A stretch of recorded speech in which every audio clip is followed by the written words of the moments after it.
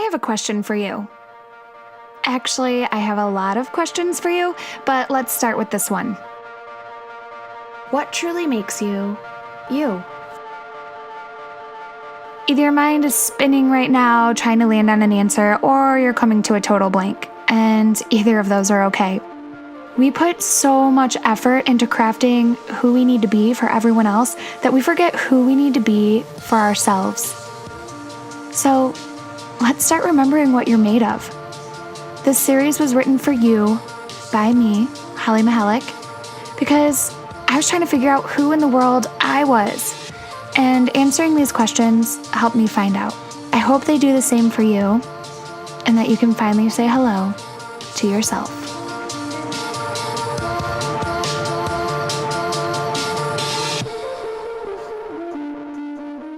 There will come a moment when you realize all of the time and energy you've spent creating yourself into someone else isn't working for you anymore. In fact, that moment may even be right now. You may feel a bit lost and alone. You're tired of trying and you're so over everything not panning out the way that you'd hoped. You've been let down a lot, and so you've numbed your frustrations and dropped your expectations that you have of others.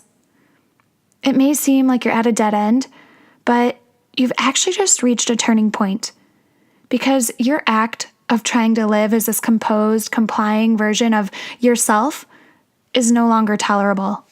In this moment, your journey of trying to be someone else is finally winding its way onto a path that leads back to who you are. It's when you discover and begin living from your own truth that everything starts working again. What does it even mean to live in your truth?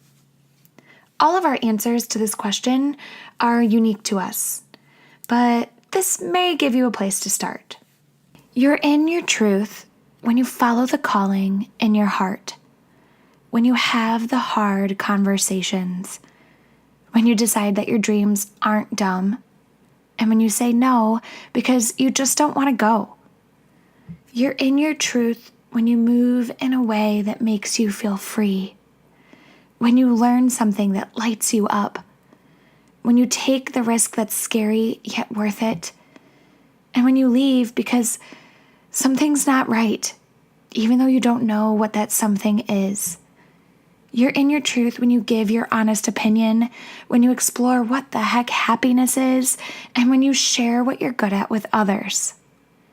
You're in your truth when you accidentally snort while laughing, when you wear the shirt because you like it, and when you pick the movie, restaurant, or flavor that you actually want. You're in your truth when you let go of worrying, when you pursue the heart of the matter, and when you accept that you're here for a reason. You're in your truth when you look at the parts of yourself you don't want to see, when you let yourself feel what hurts, when you stop blaming yourself, and when you surrender your plan to something bigger. You're in your truth when you ask for help, when you let yourself rest, and when you'd prefer being surprised over getting what's expected. You're in your truth when you trust that where there's a will, there's a way, and when you turn your pain into meaningful purpose. You're in your truth when you realize what exactly makes you you, and when you finally believe in yourself. And when you're living in your truth, the world seems to fall in your favor because you're finally doing what it asks of you, to just be you. But it takes a little work getting reacclimated with the grounds of your truth after being away for so long. And that's okay, because this series will help you understand this deeper place within you. Each question you answer will get you closer to your truth. Although you feel a little lost and unsure right now, trust me, you're exactly where you need to be. In fact, you're actually in a magical place because you're about to open up a door and meet someone totally new.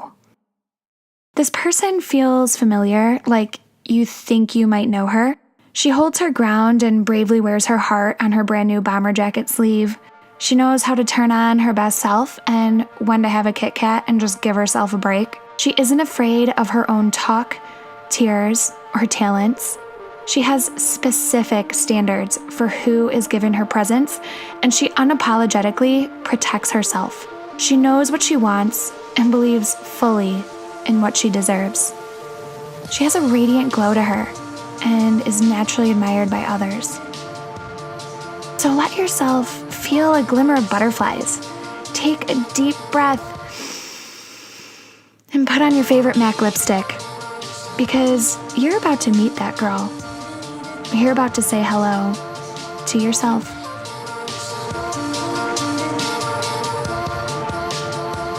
Self-perception, listening to your inner podcast. Dr. Wayne Dyer once said, "What comes out of you when squeezed is what's inside of you." You're about to get a little squeezed so you can assess what's really going on inside you. Many of us deal with negative thoughts about ourselves. We say things to ourselves that we would never ever say to our best friends. Throughout our day, the voice inside our heads will be chirping insidious comments. I need to lose 10 pounds. Why am I even applying? I'm not going to get this job. I'm not enough for him, them, that, this. And this is what happens when our ego is at the mic, narrating the self-talk broadcast within us. We have two inner guidance systems, our ego and our intuition. It's actually pretty easy to decipher who's doing the talking. Our ego is fear-based and our intuition is love-based. We will always have two inner guidance systems. Because the ego is negative and fear-driven, you may think, well, can't I just get rid of it? But unfortunately, that's impossible. There's no getting rid of the ego. It's a built-in component of our psyche.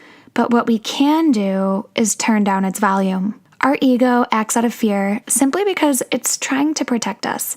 It doesn't want us to get hurt or experience pain again, so it encourages us to stay inside. It gives us all the reasons why we need to hide rather than shine. It has good intentions that then get twisted and skewed into fear-filled tales that expect the very worst. Our intuition, on the other hand, is ignited by spirit and creative genius. It's that elevated feeling you get when you think of a new idea and it totally lights you up.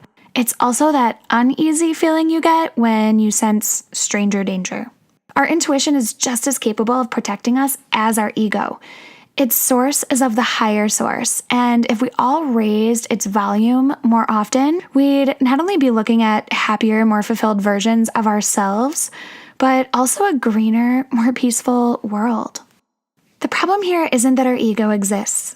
The problem is that it's getting way too much airtime. Many of us are disconnected from our intuitions completely due to the fact that we're living in a materialistic, media-crazed, and self-validation-seeking society. The ego station is booming from the speakers on our world stage, so it can be really hard for us to individually change the frequency of our own channels. But it's possible, and you can do so by simply becoming aware of what station you're playing and when it's turned on. Your self-perception is mainly determined by which inner guidance system is writing the script of your inner dialogue.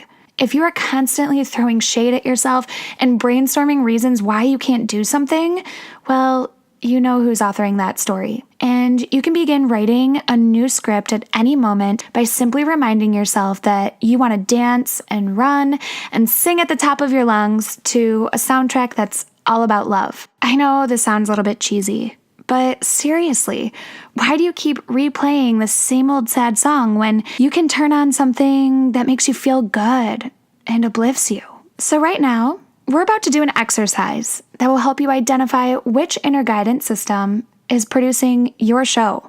You'll be asked questions that will either squeeze out fear or love. The questions that spark fear indicate the ego, and the questions that fuel love indicate the soul. No answer is right or wrong here. This practice is just an awareness technique. And if inspired, your work is to tune into the channel that's promoting love the next time you catch yourself listening to fear. Be honest with yourself, breathe, and really let yourself introspect. You can use a journal and pen to write down your answers if you'd like, or you can just sit back, relax, and observe what images and answers are coming to you. Okay, you ready? Let's begin. Do you usually absorb compliments or deflect them? Your opinion is challenged. Do you speak up or sit back? Do you admire yourself the way you admire your best friend? Become aware of your throat. Does it ever feel tight? And when? You realize a friend is using you to get ahead. It's draining your energy. Do you leave the toxic relationship?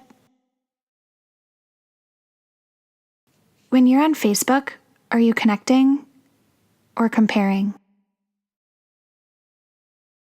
A stranger hands you a free one-way plane ticket to India and walks away. Would you go? When you look in the mirror, do you acknowledge your beauty or immediately start tweaking it? Your hard work wins an award. Do you relish in your success or do you downplay your achievement? Let's say you were in love with a close friend. Would you confess your feelings? There's a dress on Rent the Runway that you really love, but it's nothing like your usual style and may turn some heads. Do you rent it? You get 100+ likes on your Instagram photo. How does that make you feel? Do you tend to think in worst case scenarios or best case scenarios? You manifest free concert tickets to your favorite underground band. Your best friend doesn't listen to them. Do you invite her anyway? Have you ever thought about lip injections? You receive a rejection letter in your inbox. How do you react? You get invited to go skydiving. Would you jump? Now, let's imagine your future self in 5 years. You encompass everything you've ever dreamed of. You are happy, accomplished, at ease, in love. Take yourself in. What do you look like? What expression is on your face? What are you wearing? What are you doing? Where are you at? Are you with anyone? How do you feel?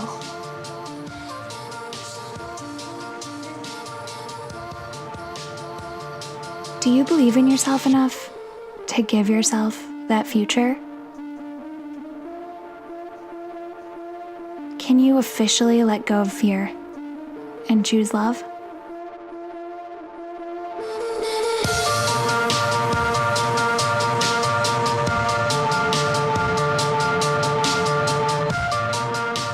Self-power, setting your preferences.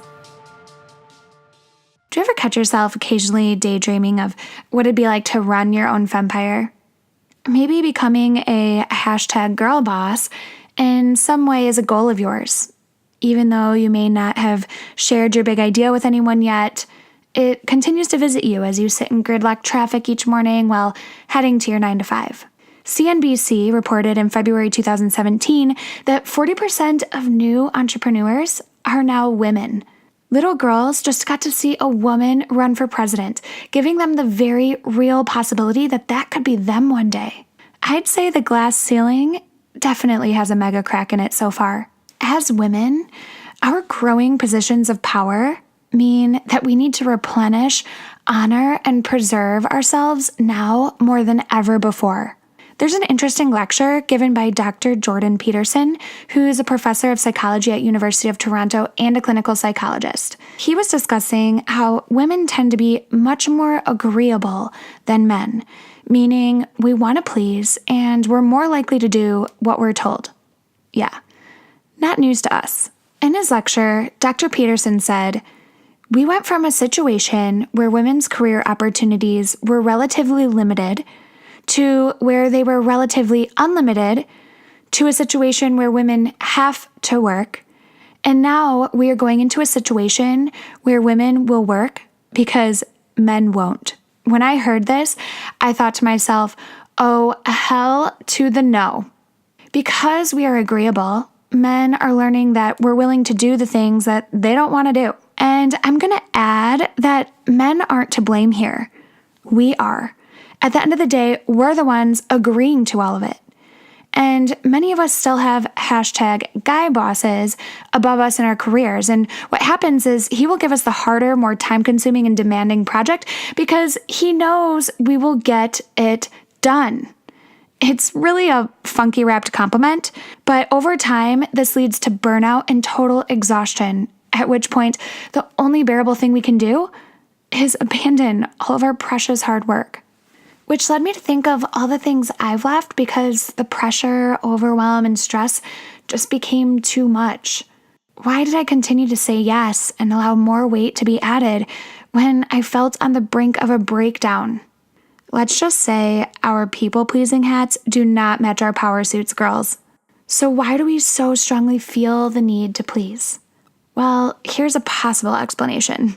No matter what your specific story may be, at some point in your past, you were left heartbroken or rejected. We all have. It's a part of life. This traumatic experience created a wound in your psyche that now haunts your heart with the faint echo of, I'm unlovable. I'm not enough. And so to cope, we overcompensate, overdeliver, and overextend ourselves to attempt to prove that we are lovable.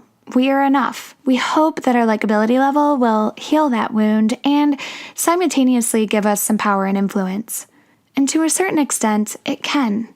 But when your power is dependent on being fueled by others' opinions, admirations, and approvals, it can be taken as quickly as pulling a plug from a light socket. For us to be in a healthy state of power, we need to self-generate it. And we can do so by putting boundaries in place and setting preferences for ourselves and our relationships with others. You absolutely need to be conscientious as to who is taking up a spot in your calendar, because time, you can't make more of it. You need to give yourself permission to leave after the first red flag rather than after the 100th one. You must learn how to negotiate on your own behalf. Sometimes to experience your own rainbows and butterflies, compromise is not what moves you along. Enduring and suffering through something that isn't serving you doesn't win you a gold medal at the end. It just gives you a big silver platter of regret to chew on for a while. Being agreeable is okay and in our favor, as long as it's in alignment with our truth. And after a lifetime of living for other people and outward validations, we can barely even decipher what it is that we like. It's hard to stop saying the answer everyone wants to hear, or being the image that everyone wants to see. But your life force and truth and happiness depend on it. Okay, so where do we go from here? It can be tricky to set power preferences when you've been tolerating bullshit for so long. Your preferences need to be as clear and fixed as if you're switching on a setting in your phone. It's a bit difficult to get started on this, so here are a few questions that will help you set the tone and press the reset button on your inner power. Really take note of your body's reactions to some of these questions. If your stomach or throat tightens, you may want to ponder further about that question and see if a new preference needs to be put in place in this area of your life. Let's get started. Are you typically a 15 minutes early person, right on time person, or a 10 minutes late person? And does it genuinely bother you when someone else is late? How about deadlines? Do you always hit them? Do you typically let people off the hook when they don't follow through with a promise? Do you hold a lot of secret resentments? You're always the one to call the Uber. Does this kind of annoy you? Do you tend to address an issue on the spot, or do you bottle it up for later? How do you react when someone shows up to your house or work unannounced? Your friend playfully teases you all the time, but it actually hurts your feelings. Do you share your sensitivity with them or just keep taking the hits? Do you cancel on people a lot? If so, is it because your calendar is too packed or because you didn't want to do it in the first place? The guy you've been dating is rude to his mom. Do you say something to him? You're out to eat and your order is brought out wrong. Do you send it back? Begrudgingly pick at it? Or does it really not matter? Food is food. Who are the people in your life that you genuinely love spending time with? Do you check your email before bed? How often do you scope out your ex's Facebook or Insta? Your much-deserved promotion goes to someone else. Do you start looking for a new job or do you stay put? What's your ideal bedtime? Is that when you actually go to bed? Are you getting the amount of alone time you need? Let's say your boyfriend buys you a necklace for your birthday, which was sweet, but it's totally not your style. Do you tell him, or do you just put it on when he's around? Somebody cuts in front of you in line. Do you speak up? Are you willing to fess up when you know you're wrong?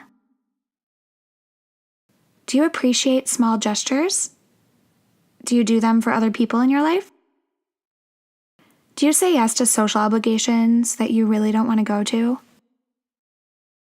Do you like to know your day's agenda at least 24 hours in advance? Are you good with spontaneity? Are your expectations of others the size of an anthill or the size of Everest? The golden rule is treat others the way you'd like to be treated. But do you ever tolerate treatment that you'd never do to someone else? What are your non-negotiables in life? Being late, being unprepared, being rude, being lazy, being insensitive, being clingy, being ignored. What can you not tolerate anymore? Getting interrupted, getting stood up, getting made wrong? Can you make a commitment to speak up when one of your non-negotiable limits is pushed? If that feels a little scary, don't worry. Just keep on listening. You'll be ready after the next few lessons.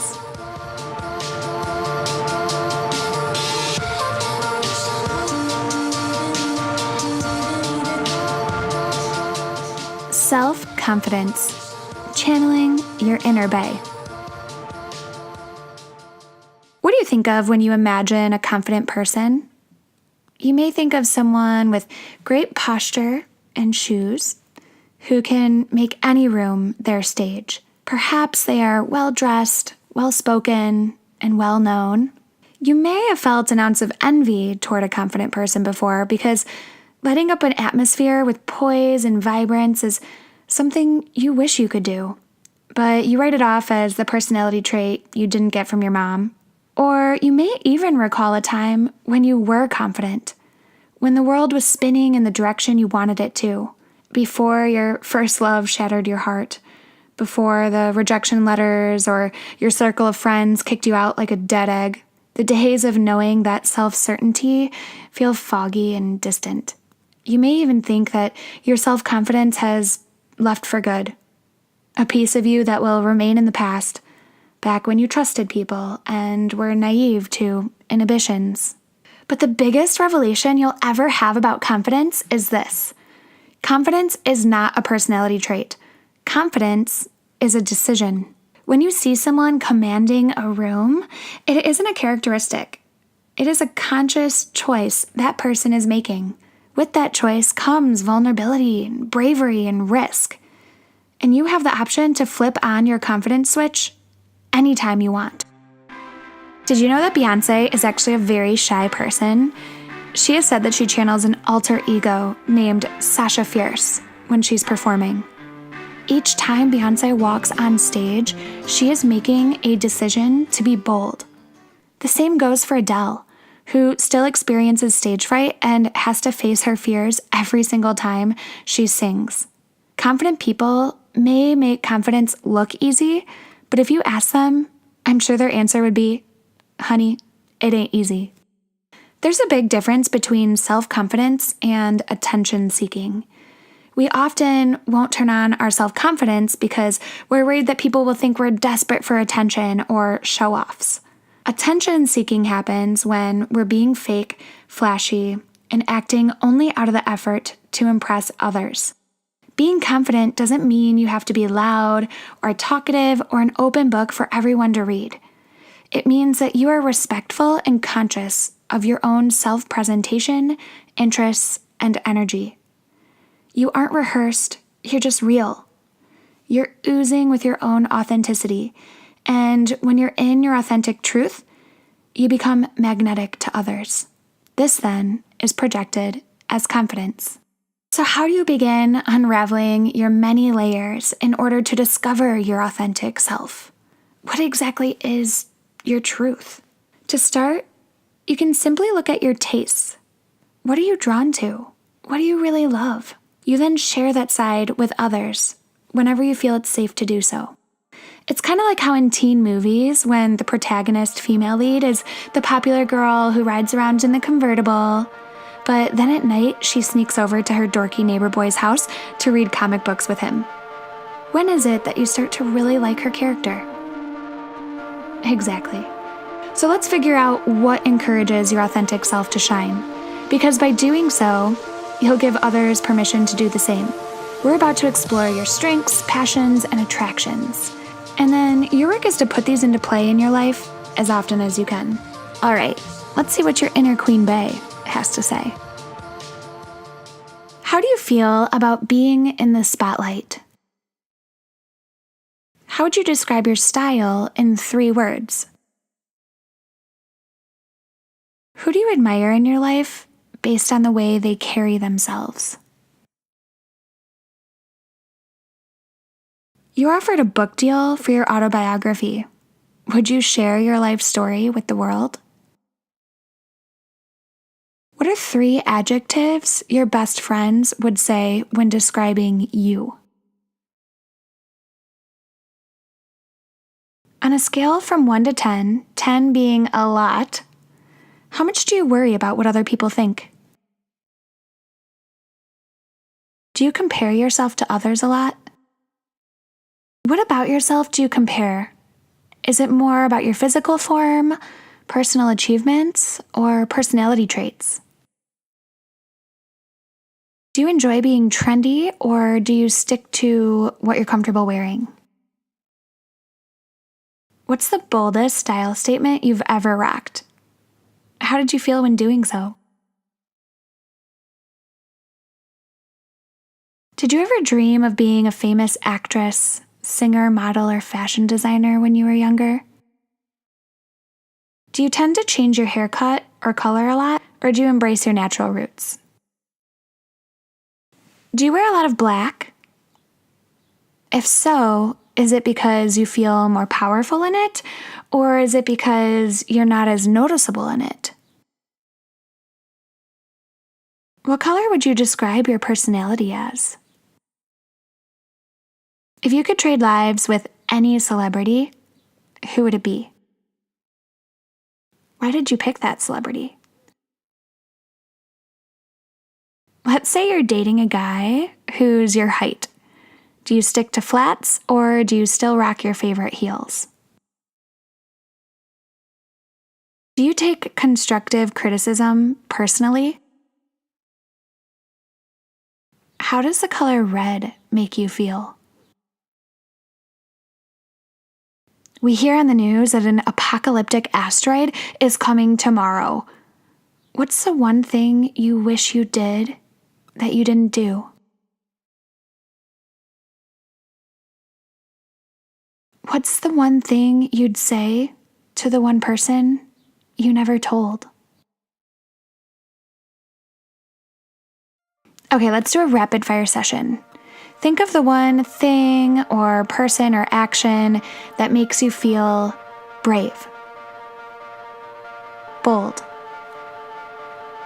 happy, strong, smart, edgy, powerful, creative, peaceful, sexy, influential, free, beautiful, adventurous. What makes you feel yourself?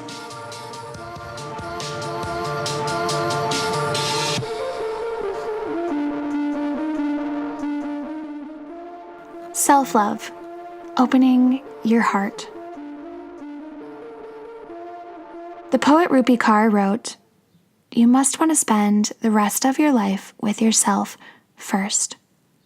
We often place blame on ourselves and put ourselves at fault. We forgive others for their flaws, and yet we can't forget our own. At some point, we decide to make a project out of ourselves. We look for external fixes in order to numb internal aches. Maybe Botox will do the trick, or losing 5 pounds, or a fresh cut lob. Perhaps some Reiki can heal your heart chakra, or some therapy. A Louis Vuitton would for sure help. Wine would too.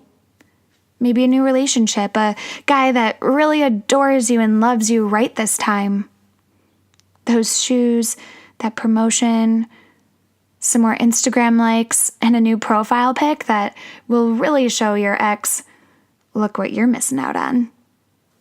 All of this surely will help you love yourself more, right? Well, I'm not gonna lie, these remedies most certainly can help you start feeling yourself, but they aren't gonna stop that dull undertone of an ache within you. You know how in Beauty and the Beast must earn the love of a beautiful young woman to return to his former self? Well, in our own little fairy tales, our curse is that we must earn the love of ourselves in order to return to our happiness. You want to be open to love. You want to feel it again. The only problem is that you know your heart is closed and you're not sure how to open it again. Heartbreak after heartbreak after heartbreak, you now have moats, dragons, and iron gates built around your inner fortress. You've slashed through and ripped down the pictures on your walls and locked yourself away. And the worst part of all is during the lonely, dark hours of the night, you place all of the blame on yourself.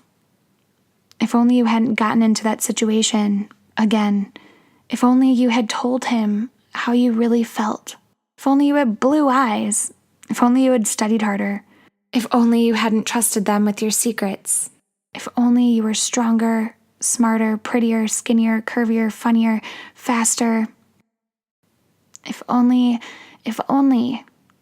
your once upon a time gets tainted with everything that somehow, that you don't even know how, went wrong.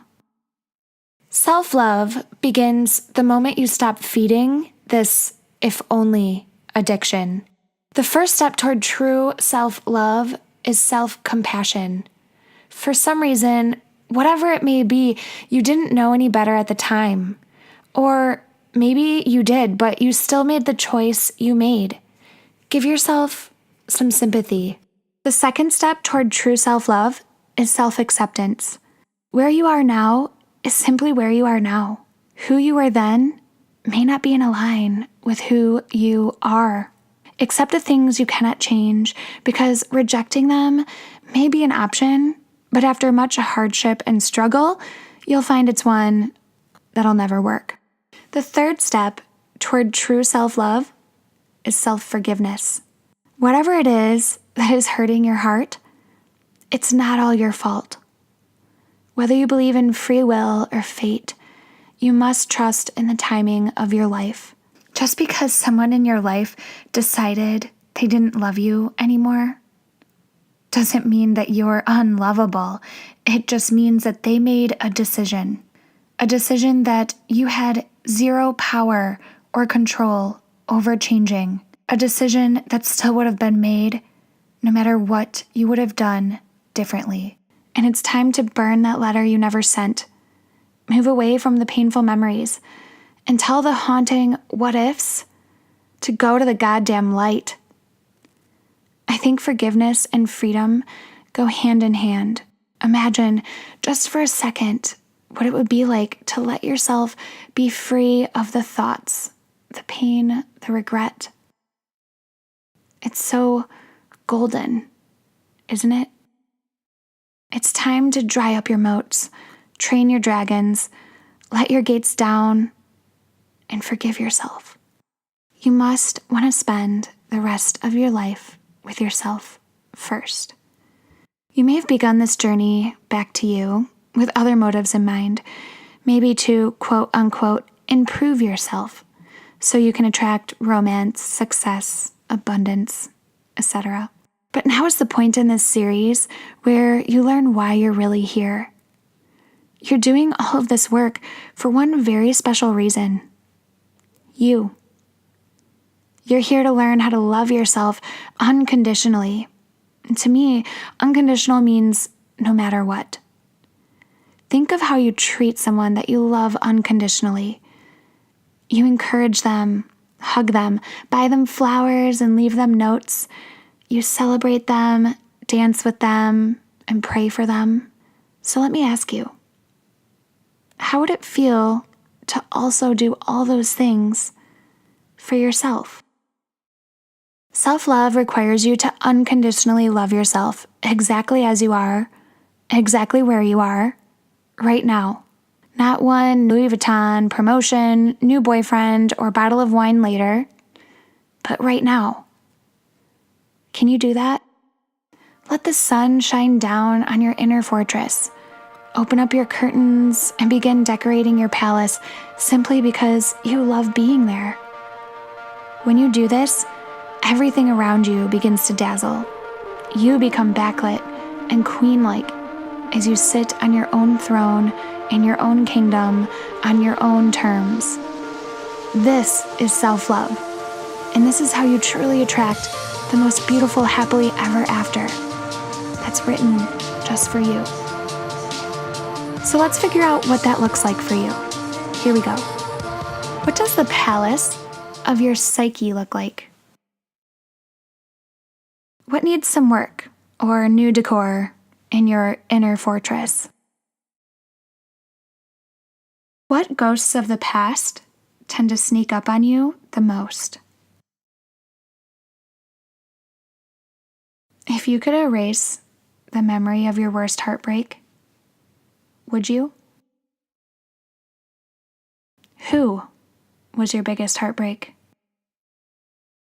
In this heartbreak, do you blame your faults, or do you fault their feelings?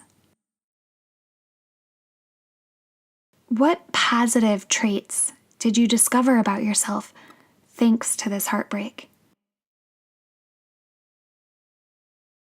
What is the biggest regret you're holding on to? How is this regret holding you back or keeping you from healing? What's one life plan you had that didn't work out as you wanted? Have you made peace with these unfinished plans, or do you still think about them daily? Do you tend to blame yourself more or others more? What subjects could you spend the entire night talking about? What is your favorite part about your personality? What is your favorite part about your body? Do you feel more loved when given a present or when being told, "I love you"? How do you show yourself love and appreciation? If you could gain closure around any person or situation, who or what would that be? Do you accept others' apologies pretty easily? Could you accept an apology from yourself? There's the saying, let go or get dragged. Do you tend to let go or get dragged? If your present self could give loving advice to yourself 5 years ago, what would you tell her?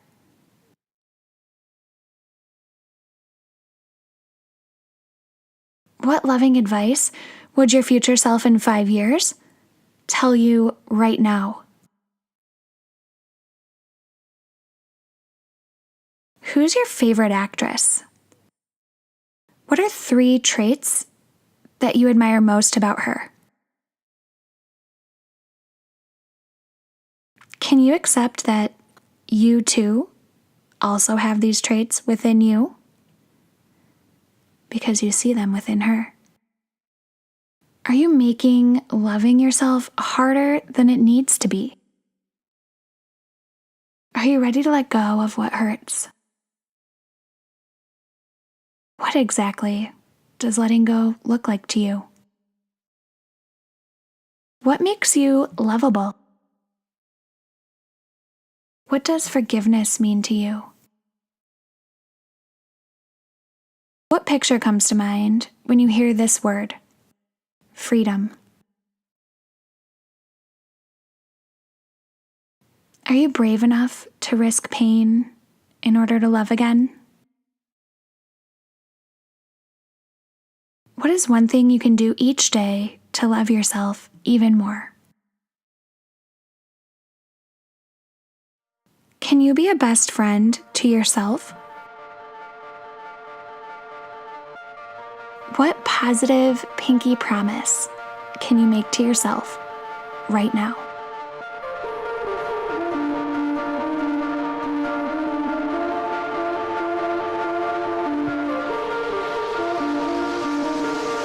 Self-worth, living your purpose. Self-worth is last in this series because it is the foundation of all of the other selves: self-perception, self-power, self-confidence, and self-love. If we do not value our own worth, we will never truly encompass everything that we are. So many things can impact your self-worth.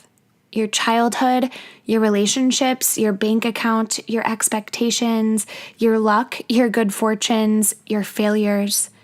And on the flip side, your self-worth can impact so many things: your body, your health, your energy, your feelings, your desires, your attitude, your abundance, your openness, your influence, your finances, your esteem, your voice, and even your urge to get out of bed. If your self-worth is low, everything I just listed is probably on the low side too. Our overstimulated, fast-paced world is definitely impacting our plummeting self-worth. We are living in a time where rumors go viral and where no mistake is missed. We simply know way too much about everyone's lives. We see pictures we don't need to see and stay connected with people that we shouldn't be. We are constantly, unconsciously comparing our looks, achievements, and lives against other people's highlight reels.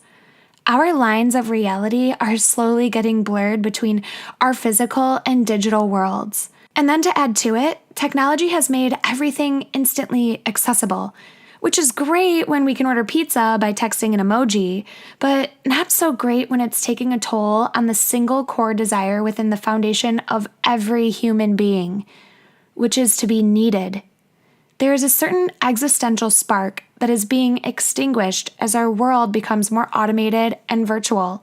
The Dalai Lama wrote an amazing article for the New York Times titled "Behind Our Anxiety, the Fear of Being Unneeded," and in it, His Holiness said, Many are confused and frightened to see anger and frustration sweeping like wildfire across societies that enjoy historic safety and prosperity, but their refusal to be content with physical and material security actually reveals something beautiful, a universal human hunger to be needed. When you feel needed, your self-worth skyrockets. There's a certain life force that's only found within struggle, challenge, and adversity.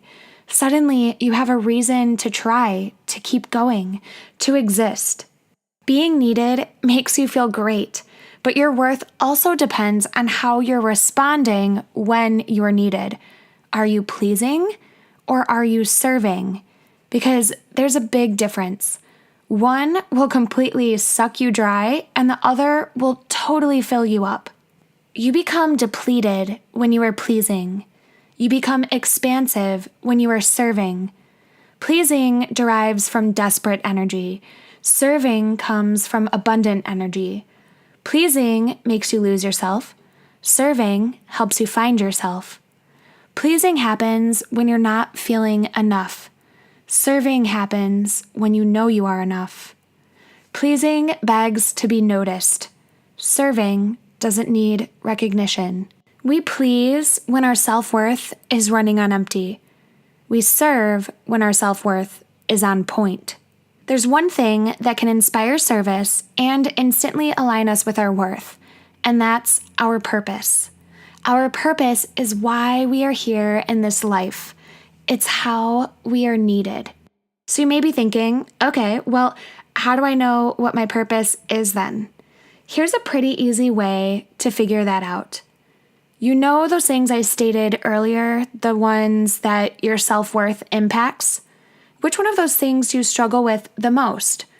Your body, your health, your energy, your feelings, your desires, your attitude, your abundance, your openness, your influence, your finances, your esteem, your voice, or even your urge to get out of bed. Which one do you struggle with most? That's where your purpose lives. To figure out a way to rise above that challenge and then serve by sharing your method and wisdom with others. Along with purpose, another big aspect to worth is honoring your importance and existence. It is teaching others how to treat you through the way you treat yourself. It is having a healthy sense of what you deserve and not feeling bad or guilty about demanding it.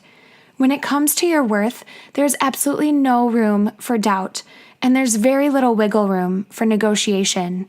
It is necessary that you set the precedents for what you deserve and how you will be treated. The women whom I know personally in my life that are happy and completely in harmony with their value have a very healthy sense of self-worth.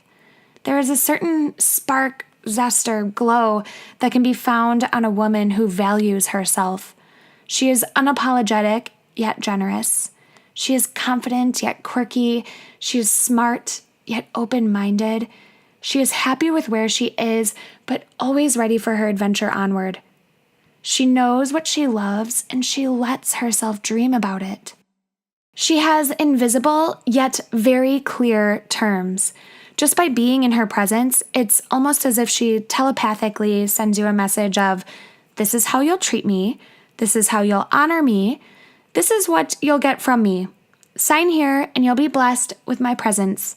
Can't commit to these terms? Well then, I'll find someone who can. Best of luck to you. Learning from these women in my life, I realized that they had what I now call sacred self-contracts in place. Some may inherit them from their mothers. Others must learn how to draft up their own contracts. Some may even inspire their own mothers to draft up their own contracts. But every single one of us should have a sacred self-contract. What's written on this contract should not only be fulfilled by our relationships, partnerships, and friendships in life, but also by ourselves. If we do not lift ourselves up to these standards first, then who's going to meet us there? Nobody. Our sacred self-contract features all the preferences we set in part 3 of this series. It, of course, includes your non-negotiables and also includes your desires, as in how you want to feel on a daily basis and what or who you can surround yourself with to feel that way. And last but not least, your contract has a promise to yourself to prioritize your purpose and your passions. Worth is not about looking outward and accepting whoever or whatever will ante up. Worth is about the tone you set. It is about educating others and living by your own example. It is about what you will or will not tolerate, which means when something isn't in compliance with your contract, you will let it be known, whether that means using your voice to be heard or listening to the sweet sound of your feet walking away from that which does not serve you. Sometimes the drafting of our sacred self-contracts can be difficult. For some of us who are learning, it may take getting walked on, used, and overlooked. We have to get up, dust ourselves off, and make amendments. I know this process well, and it's important that you continue to practice self-love through it all. Our worth is everything, and when we are walking within our purpose and honoring our sacred self-contracts, we will finally experience the rewards that are reaped when in our own true worthiness. You deserve to have what your heart desires. You absolutely should be around people who honor and respect you. Whether you want red soles on your shoes or someone who worships the ground you walk on, you are worthy of it, and your worthiness is declared by you. So how do we begin setting the standards of our self-worth? Let's start by remembering our answers to these questions. What about your life are you proud of? Do you take the time to acknowledge and celebrate your wins? What have you been doing more of lately, pleasing or serving? Do you feel bad or guilty when someone does a favor for you? What is your take on money? There's plenty of it, or there can never be enough? Use one adjective like happy, full, scary, hard to complete the following statements. My achievements are. My appearance is. My love life is. My health is. My bank account is. My heart is. My job is. My goals are. My world is. Imagine that you write down your biggest life goal on a piece of paper. When looking at it in writing, do you believe you can do it? Do you still apply for the job even if you don't match up to every qualification? What's your first thought upon waking up in the morning? Is the amount on your paycheck in alignment with the amount of work you do? Does asking for a raise make you nervous? Do you encourage others around you to go for their dreams? Do you encourage yourself to go for your dreams? What do you not give yourself enough credit for? How's your posture? Did you just sit up straighter? Is the world in your hands, or is the world hard? You know the statement, fool me once, shame on you, fool me twice, shame on me. Do you get fooled a third time? Do you feel stress is necessary for success? Are you happy at the end of the day? Who's on the sidelines cheering for you? Do you dress your best as often as you can? Is it hard for you to ask for help? Who in your life takes you for granted? Do you consider your time valuable? Does your calendar reflect that? If you could have a superpower, what would it be? What's one thing you're really good at? Do you shrink or sparkle when getting attention? What's a materialistic present that you really, really want? When jamming to What I Like by Bruno Mars, do you imagine yourself getting that treatment? Or is strawberry champagne all night too good to be true?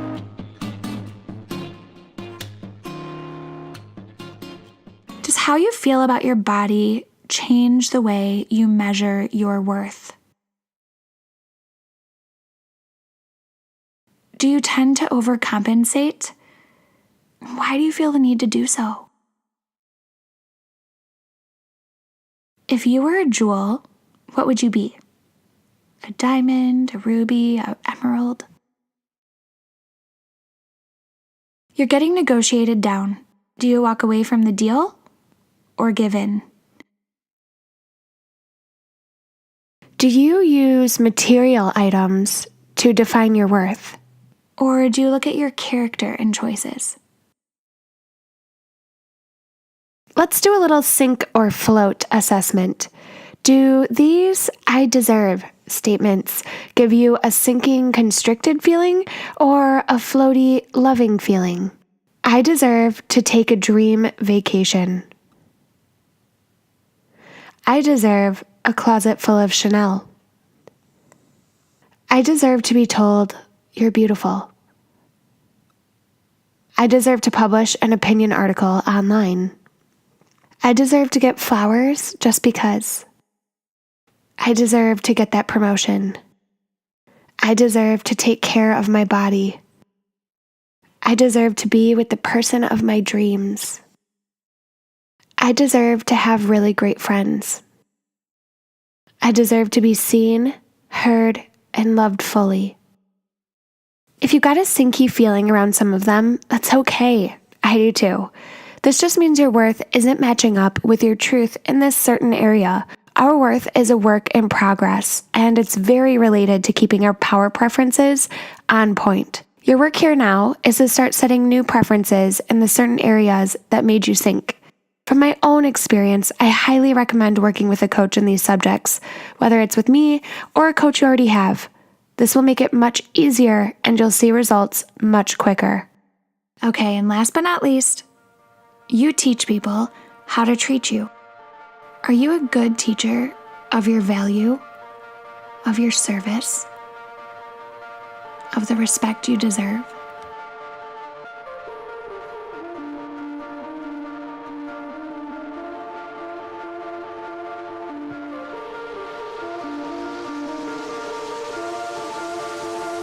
And just like that, we are done. You made it through. We're at the end of our series and you just did some major work. Remember, all of these answers are within you anytime you want to explore. The information you just pulled out of yourself is golden. Treasure it. Remember the glow that can be found in a woman who values herself? Be unapologetic yet generous. Be confident yet quirky. Be smart yet open-minded. Be happy with where you are, but always be ready for your adventure onward. Know what you love and let yourself dream about it.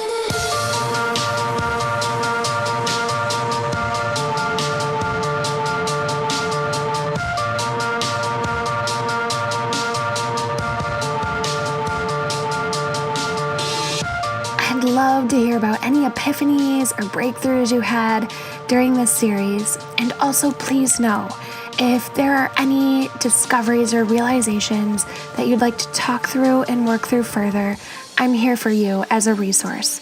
You can email me directly at holly@hmmcoaching.com, or you can contact me through my website, hollymihelic.com.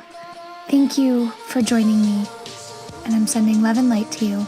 always.